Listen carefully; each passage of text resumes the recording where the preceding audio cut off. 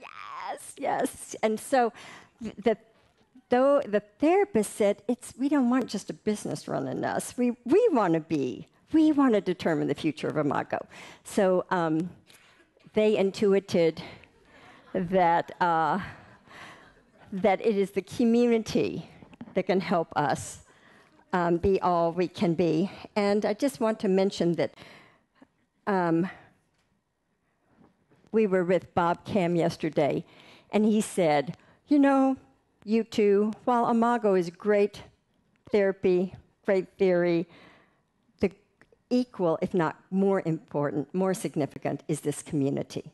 Because if we want this to radiate out into the world, it's a community that's going to do it. And Bob Patterson this morning said, it's here at the conference we put into practice the relational paradigm. So it's this something about this community, which you all started, which is about movement building. And so now Harville and I have begun a stealth operation to take relationship science and disseminate it into more broadly into the culture. And we think the world is ready, and Harville will tell you why. Our movement has become our mission, and so many of you we know feel called to Imago. You don't even know what that means. You don't even have words for it. All you know is you're called to keep coming. The two of you, Marcia's just, you all are you're crazy. I'm crazy. We're all crazy. But there's a reason, and we're going to try to language it more. And we do think we're making headway. So, I forgot to mention, when Harville said we have to take this out, he came to me and he said, you know how to do movement building. Will you help me? And so 3 years ago, I really joined him. We really worked, and we'll tell you more about that in this PowerPoint, but I said, and my tears then began to join yours, and I said, Harville, I don't know if anyone's going to follow. I don't know. It's in this lifetime or the next. This relationship revolution is going to happen.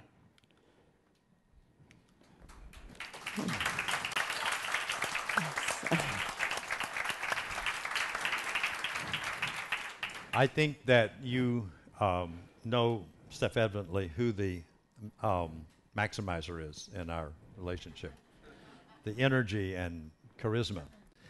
So now I'm going to go and do something a little different.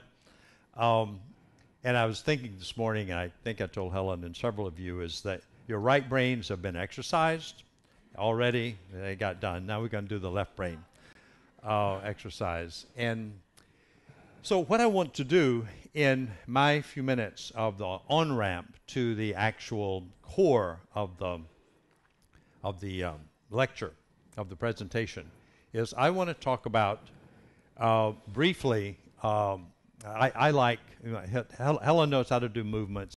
I know how to think about doing movements and can dream about movements, but Helen actually knows how to move. So what I got interested in was, well, what is a movement? So I go back to my core sort of, well, what is it that we're doing? And so I just want to briefly, and I'm not going to spend a lot of time on this slide, you can look at it while I'm talking, is that a revolution is big. That is, it's not like shifting your diet, or it's not like shifting a preference for where you want to go on vacation.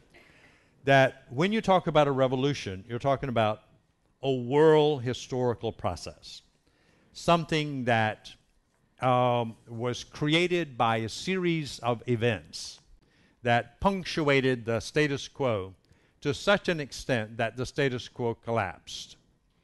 And for a while, went through a period of enormous chaos, at which time there are often wars and famine and all kinds of things as they've happened all across the world. And something about how does all that rise again. And Jeremy Rifkin wrote a book called The Empathic Civilization, in which he says that the reason we have a civilization is not because of wars and empires, but because of the empathy that drives the hearts of everybody, so that you'll rise out of that chaos and move back toward empathy in order to create a new structure and a new civilization. So a revolution is based on often a response to oppression, but it's also based on new discoveries. A new idea is born, and it's dropped into the ecosystem. And the ecosystem wants to throw it away, like when Copernicus discovered that the earth was not the center of the universe, and Galileo, he knew he couldn't say that, so he published his book after his death. And Galileo, coming along 100 years later, built a little telescope. He discovered there was one somewhere in France, went and bought one and said, "Oh my God, we are not at the center of the universe." And the powers that be said, "You can't talk about that. Go home, close your door. You're under house arrest until the end of life." So it took 400 years for an apology to come from those authorities that Galileo was right and that the church at that time was wrong. So that was a new idea. And I think what we are in now is an intersection or a transition from one grand idea and going through a tremendous chaotic period, which is frightening to a lot of us, and especially frightening if you don't know you're going through a transition period, if you think you're on your way to Armageddon or to doom because of the chaos. But that we're going through the nadir of one revolution and the ascent of another revolution. So when that nadir is the end of the age of the individual, and the ascent is the rise of the age of relationship. And that this is not a shift in emphasis. Like I often see relationship referred to by a lot of relational colleagues of mine, and they mean a shift of emphasis. It's something you include in a list. Relationship is, so you go to the brain, or you go to mind, or you go to something else, or you go to self, you go to all kinds of things, and you put a relationship is on the list. Like when you look at what is a healthy person, well, they eat well, they sleep well, they drink good water, and they have good relationships. So it's like on a list. So what I want to do this morning is to offer an alternative to emphasis, that when we talk about the relational paradigm, we are not talking about shifting emphasis to relationship. We're talking about something far more deep than that it is not additive. Relationship is not an adjective. It is a noun, that it's not, it is, I guess the right word is foundational. And what's important when you begin to work on something is to know what the context is in which you're working on it, because actually, some people say they don't live in context, and all those people are dead. You cannot not live in context. The context is the ecosystem of the human race, and that is the ecosystem. So we're always in context, always being created by that context, and always creating that context.